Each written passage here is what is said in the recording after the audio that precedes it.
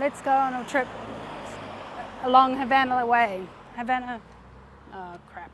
Off they go, bags in tow. Matt and Chrissy hit the road. Maps unfold, stories told. Adventures never getting old. Matt and Chrissy roam so free through the city.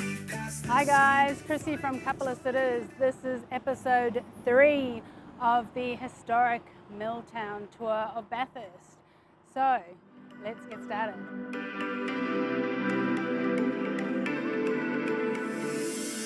Hi guys, we are at the corner of Havana and Lambert Street in Bathurst.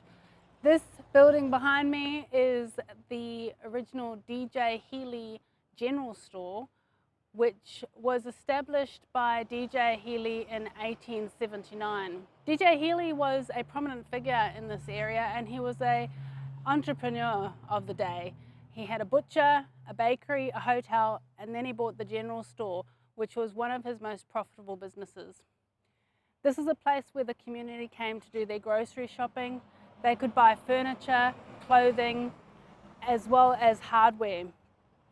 And they would come to this store frequently to meet their friends, catch up on the local news and gossip.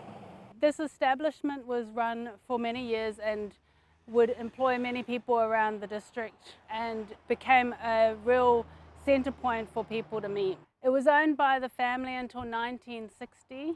It's no longer an establishment. However, having a look in the window, it appears that they might be turning it into a restaurant. So for those of you who live in Bathurst, that could be a great opportunity to come back and support some local business.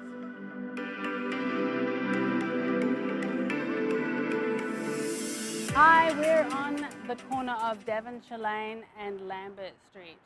This is the location where Alexander Crilly built the Hibernian flour mill in the 1840s or 1850s. It was a bound for Havana Street, Lambert Street and Seymour Street, which actually is much larger than what we can see here. We're just on the corner of 2 of these streets here. In 1882, Francis Crago bought the flour mill and he renamed it the National. He operated the flour mill until 1906 when he moved to Piper Street. Unfortunately, this flour mill was demolished in 1908 and there are no more remains apart from some leftover ruins and some photographs. At the time, this mill was the largest in the region and it helped the development of Bathurst into a prominent regional centre. This flour mill was powered by steam. It employed many of the local community and also provided food for the local community. It remains a prominent feature in the Bathurst origin story.